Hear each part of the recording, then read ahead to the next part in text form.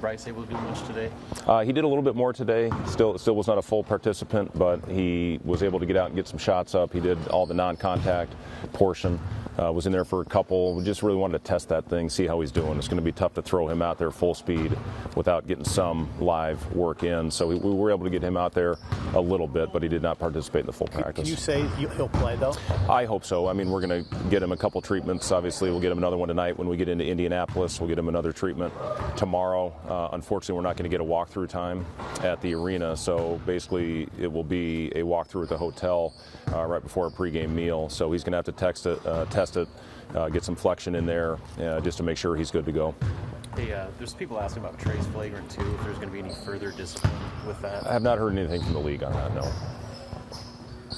What are the keys against Northwestern that maybe didn't happen the first couple of games that got to change for you? Yeah, I mean, obviously it's a team that we have struggled against, and they pose a lot of different problems with the skill set of their players, especially their fives. And you know, Pete Nance is one of the more skilled, more versatile bigs, not only in the league but in the country, and he's really hurt us in the first two games. You know, Barron really got it going in their last game against Minnesota, where they were clicking on all cylinders, and Boo Buie, you know, his ability to score at all three levels, you know, really good mid-range, got a great little floater from the free throw line, and he can certainly heat up from the three-point line as well. And then they come off the bench with shooting and skill. So, you know, it's a team that's playing, you know, really good right now. They had the one setback. Bowie didn't really play in that game with the illness, but other than that, this team was playing very well, and, you know, obviously a team we've struggled with. So just got to go out and get off to a good start. Hopefully continue on with the confidence that we have generated over the last 3 or 4 games, and just play a complete 40-minute game. I know after those 2 losses, you were pretty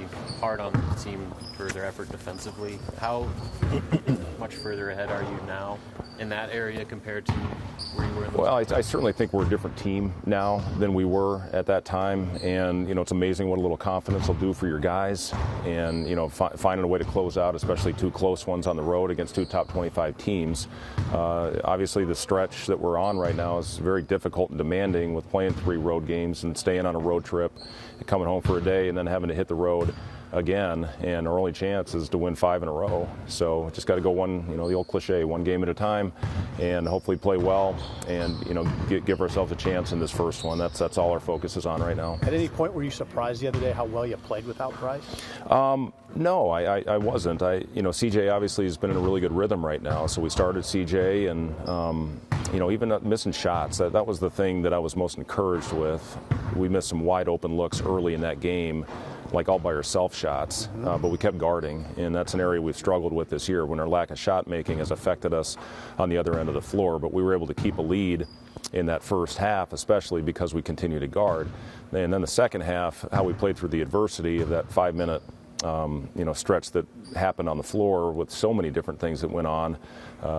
Wisconsin in the bonus in the first 5 minutes of the second half, but to keep competing and to keep battling and to get key baskets from key guys, you know, they kept us in it. And then when we put Alonzo back in after the technical, which was his 4th foul, you know, he just completely took over the game and made play after play after play. So, you know, just, you know, being encouraged by playing through lulls on the offensive end was a great sign, and then playing through adversity, which again, you know, those are areas we have struggled with in all teams that go through the stretch that we did struggle with. So, you know, that you know, that's encouraging heading into the tournament. So what do you think clicked for this team pretty much after the Iowa game when you guys? Well, I'd say the Iowa game we played very well. I mean, that was when you look back at that. You know, the one area where we got exposed a little bit was on the glass, but we followed the game plan. Our guys went out, they executed. It's one of the hotter teams in the country right now. I mean, they had Illinois down 15 in the first half on the road the other day, and after winning their previous 8. So it's a team that was really hot. You know, guys that hadn't made shots hit shots against us. So I was encouraged about the way we played against Iowa, and then that carried over to those road games. And we kind of found ourselves in those next couple games, which teams can do that. When you're having struggles, the opportunity to bond on an extended road trip, which we don't get many of those opportunities in college. Certainly in the NBA, you have a lot of them. But here to have multiple days together on the road, one-day preps, you know, the lock-in that you have to have in those situations, I was very impressed with how our guys handled all that. And then to come home for a couple days, kind of catch our breath, One of the hard things to do, especially for a team that struggled, is to get a little content after you have big wins. To put a big emotional win behind you, and I think our guys did a good job of that. Would you say the road show kind of helped the chemistry? I think it helped, but again, I look back at that previous game. I thought we played very well, so I thought we built on what we did. We learned from it. We watch a cleanup edit every day after the game, and our guys did a good job going out and executing in the Penn State game, which was probably our most complete game, just start to finish, the way we did that, and then to put that behind us on a one-day prep and go out and play well against a very good Ohio State team. Fred, what's the communication been like between you and Brad Underwood over the last 48 hours? Apparently I got a case of wine on the way, so I'm excited about that. Yeah. We were texting this morning. Brad's a good friend, and he's got a team that's capable of winning a national championship. So certainly wish him all the best. On behalf of the Big Ten to go out and represent. Merlot, Moscato, what are you getting here? Fred? We'll see. I don't know. He said you're going to like it. I gave him the choice. Yeah. All conference awards. I hope not Moscato though. How would you describe your journey with Alonzo Berg this year? Yeah, he's been unbelievable. I'm really happy for Alonzo, the way he's playing and finishing off his career, playing his best basketball. And, he was unbelievable early for us. You look back at our exhibitions in the Colorado game where he just had complete control of that game and being asked to do something he's really never done full-time before, which is play with the ball in his hands. And he's adjusted beautifully as the season has gone on. He could have had... when I went back and looked at it, the shots he generated for our guys, he could have very easily had 26 and 12 assists in our game the other night, especially with Bryce out. We're asking him to do so much right now. The thing I think he's done a great job, he's slowed down. He's making simple plays. He's taking what the defense gives him. He's not playing in a crowd. And it's just great to see, you look at the last 8 games, and you put his numbers up against anybody with his percentages and his assist-to-turnover ratio. So, just really happy for Alonzo the way this is ending for him. You sat him down a couple times this year, and he didn't close games at certain points in the middle of the season. What do you think he learned from those experiences? Yeah, that's what it's all about. It's about the process and going out and learning from the good times and the bad. And, he and I watched a lot of individual film together after games to grow from some of the mistakes that were being made, and he bought into it. And, you see him out here. He was, first guy in the gym this morning. He's putting a lot of work into his craft right now, and it's certainly paying off for him. All conference awards coming out today. Bryce got some recognition. What can you say about the season he's had and the role he's played for you this year? Yeah, it's incredible to see where Bryce is now compared to where he was a couple months ago when, it was so, I think, overwhelming for him, a lot of it because of the physicality. And, I'm telling you from experience, when you make that jump from high school to major college basketball, there's a huge learning curve that comes with that.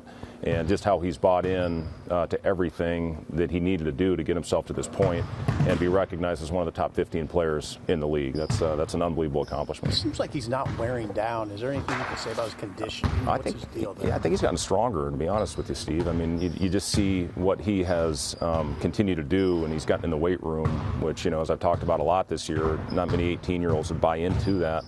And he just has continued to get better. He's gained weight over the course of the season, which is, again, that's hard to do with all the wear and tear and all the commitments that these kids have.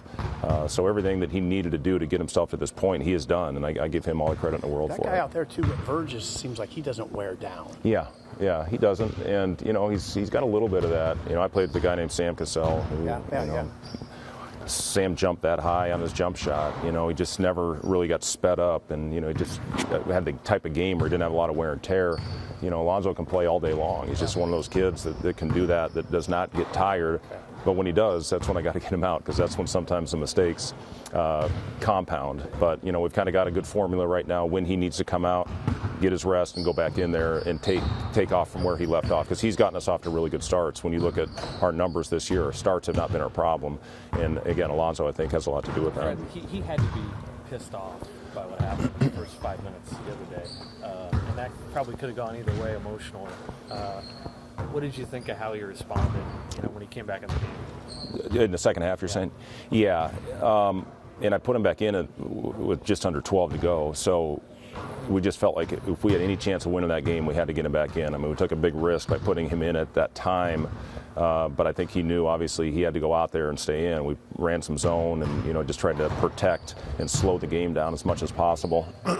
But, yeah, from a mental standpoint, to be able to go out there and play through that, because, I think a lot of people have seen the clip And, you know, to bounce back from what happened on that to be the fourth foul, you know, says what you need to know about him. But the poise he played with and stepping up and knocking down those shots, you know, again, I was so happy for him the way that game ended, because we've lost a lot of those this year. We've lost a lot of close ones. So to be able to close, excuse me, that one out with Alonzo playing the way he did through the adversity that he had was a great sign for our team.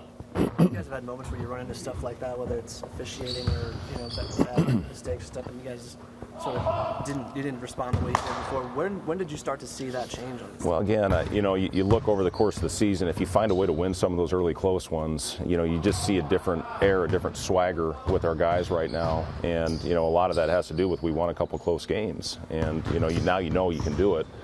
You know, had the Minnesota one, you know, didn't go our way down the stretch against Iowa. A lot of that had to do with Iowa, though. And, you know, found a way to get some close wins, and that just does a world of good for your confidence.